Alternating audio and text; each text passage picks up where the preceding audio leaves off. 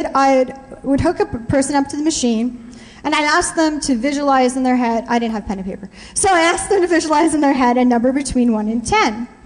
So they would be told when we start the test that, they would be hooked up, they would get comfortable. We wouldn't start the test until they were ready. And so I would pause for several seconds so they could get comfortable for the next question. So the second test was run the same as the first, but this time when they answered no to every question in the number sequence, we had the subject run countermeasures to try to fool the machine. Now, a countermeasure can be broadly described as anything that an examinee might do in order to distort or defeat a polygraph test.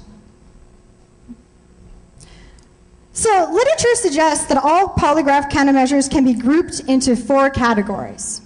So you have physical countermeasures, mental countermeasures, chemical countermeasures, and behavioral countermeasures.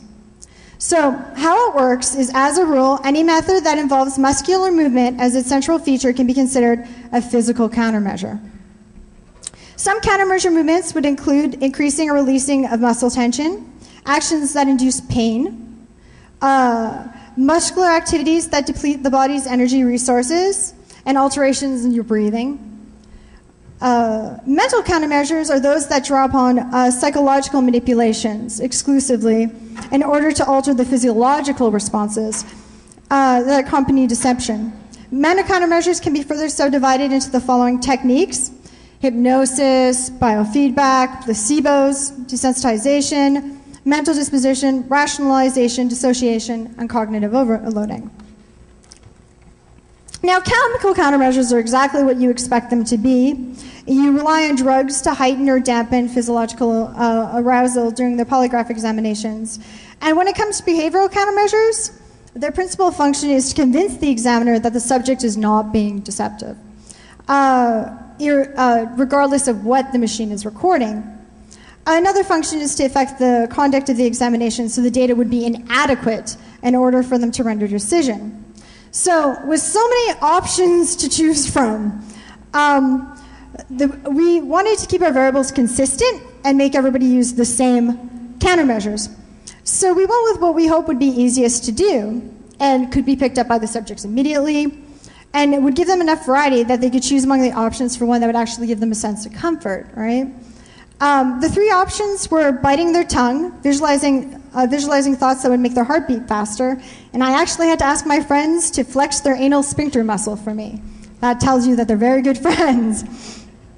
So, during the testing phase, we did find that countermeasures could affect the result of the polygraph test, but because we only had 7 days before I'm here, like in front of you, we didn't have enough time to thoroughly go through the data as much that I would feel comfortable saying that we came to an official response. But unofficially, I would definitely say that our results, they didn't contradict the 2003 National Academy's science report that concluded that countermeasures pose a potentially serious threat to the performance of polygraph testing because all physiological indicators measured by the polygraph can be altered by conscious effort and through cognitive or physical means. So really, even though we're talking about a polygraph and the machine, the bread and butter of all polygraph examinations is the questioning process.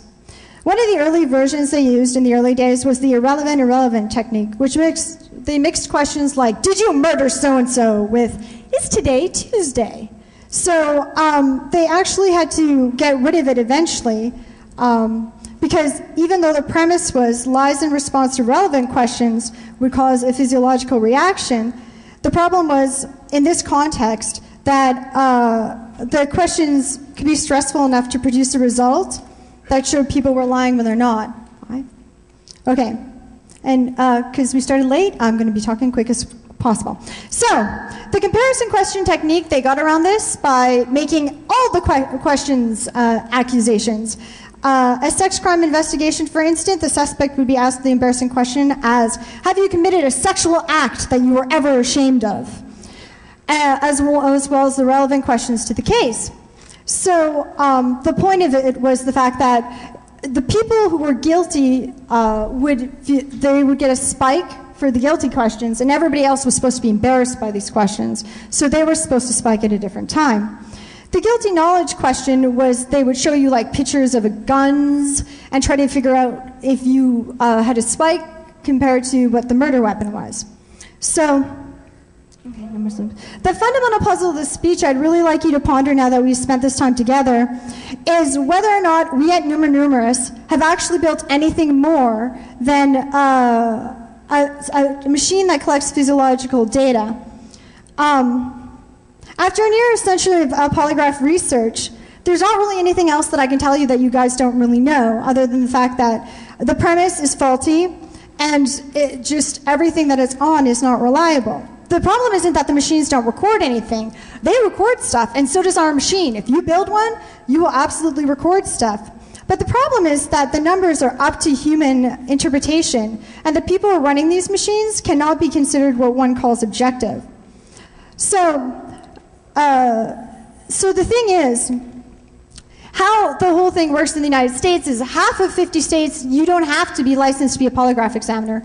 And there's no test across the board that actually, that they do to fulfill the part. So depending on where we're located, we're probably just as qualified as anybody else in that state, and if not more qualified, depending on if you decide building your own machine, that we would know it more thoroughly. So the point is, if you build the machine or if you buy the machine, in time and practice, you will beat the machine. And the thing about this machine is it's just a big polygraph, a big biofeedback device.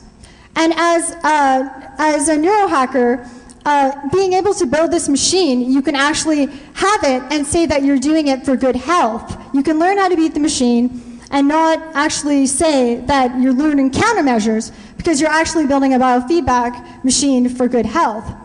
So basically, if we could get a bunch of people together to build polygraphs or their own biofeedback machines, they would be less inclined to be using polygraphs, because we would be able to mess up with the variable of what they're using. So, I mean, you have to realize that it's been almost a century that the polygraph has been in use. So, as neurohackers, if we could actually use something that we're supposed to be using towards self-improvement and towards good health in order to be able to eventually make the polygraph obsolete, it really is in our best interest to be able to do it. So, sorry I had to like really speed at the end of it, but that's basically it. So if you build the machine, and we have all the schematics and the code online, you will be able to be the polygraph. There is no doubt about that. But the fact that you could actually build one and say that you're doing it in the name of good health will definitely throw them. So thank you very much for having your patience with me and everything so late. And thank everybody else who helped us. And good luck with your biofeedback devices.